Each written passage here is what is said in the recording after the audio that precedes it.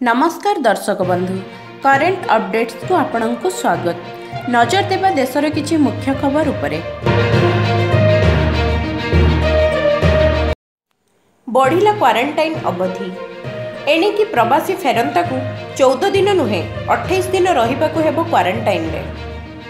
एही 28 दिन रे 21 दिन क्वारंटाइन सेंटर रे एवं बाकी 7 दिन घरे रही पालिबे संगरोध।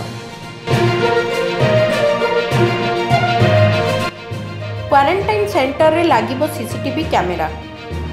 उल्लंघनकारी विरुद्ध रे हेबो कड़ा कार्यानुष्ठान। संगरोध अवधि वृद्धि होइथिबारु सरकार सेमानंकु 10 दिनर काम सहित 150 टंका पारिश्रमिक प्रदान करिवे। ठीक भाबे काम करुथिबा लोकंकु 2000 टंका सहित अलग मिलिबो एही पारिश्रमिक। शिल्प संस्था को नहीं राज्य सरकार को गुरुत्वपूर्ण निष्पत्ति। लॉकडाउन रे उत्पादन ह्रास हेतु शिल्प संस्था रे कार्यर अवधि 8 घंटा रु 12 घंटा को वृद्धि। दैनिक 12 घंटा 2 शिफ्ट रे हेबा सह मझिरे 30 मिनिट रो विरति एवं 4 घंटा रो काम पई ओवरटाइम पाउना मिलिबो।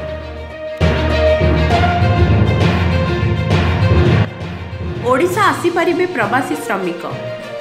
एने रहितादेश जारी कले सुप्रीम कोर्ट। पूर्वर हाईकोर्ट ओडिशा प्रवासी राज्य को प्रवेश नहीं जारी करथिले कटकणा।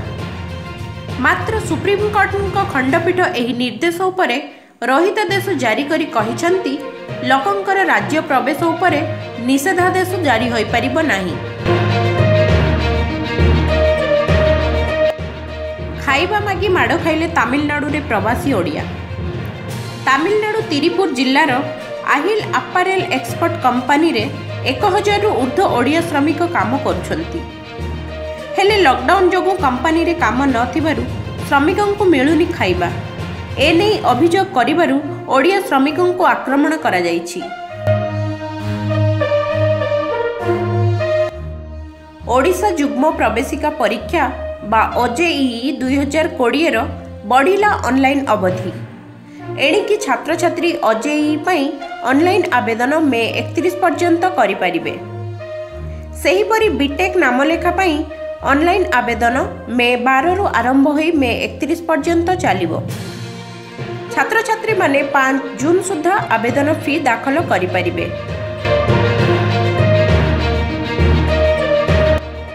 टिकटॉक को पछरे पकाई सर्वभारतीय स्तर रे सर्वाधिक डाउनलोड होइतिबा आप बनिला जूम। सप्तम स्थान रे रहिछि आरोग्य सेतु आप। मोबाइल आप डाउनलोड उपरे सर्वे करुथिबा सेंसर टावर द्वारा प्रकाशित रिपोर्ट जणा पड़िछि।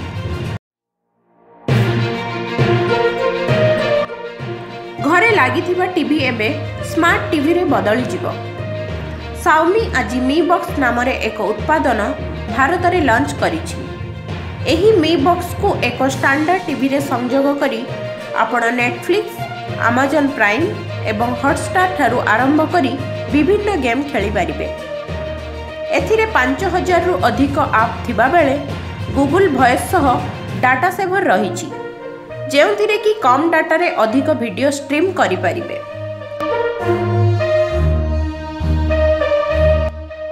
रतन टाटा नुआ उद्योगी स्टार्टअप रे निवेश करिबा नै बेस जणाशुना। से गुरुवार दिन 2 वर्षर एक स्टार्टअप कंपनी जेनेरिक आधार रे निवेश करिसंती।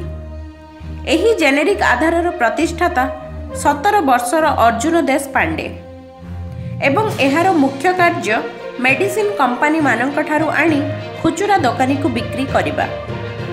संप्रति एही कंपनीर वार्षिक आय प्राय 6 कोटी थिबा बेले प्राय 55 जन व्यक्ति चाकरी करिसंती। जुलाई 1 रु 15 तारिख मध्य हेबो सीबीएसई 10th और 12th बोर्ड परीक्षा। एने खूब शीघ्र मानव संबल मंत्रालय पक्षरु विस्तृत कार्यसूची प्रकाश पाइबो।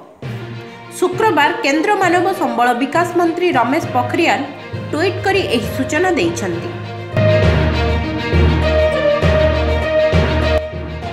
राज्य रे आज 51 कोरोना आक्रांत चिन्हट। एथिरु गंजाम जिल्लारु 43, केन्द्रापड़ार 5 और भद्रक जिल्लारु 3 जन। 18ଟି ଜିଲ୍ଲାରୁ ମୋଟ 270 ଜଣ କରୋନା ପଜିଟିଭ।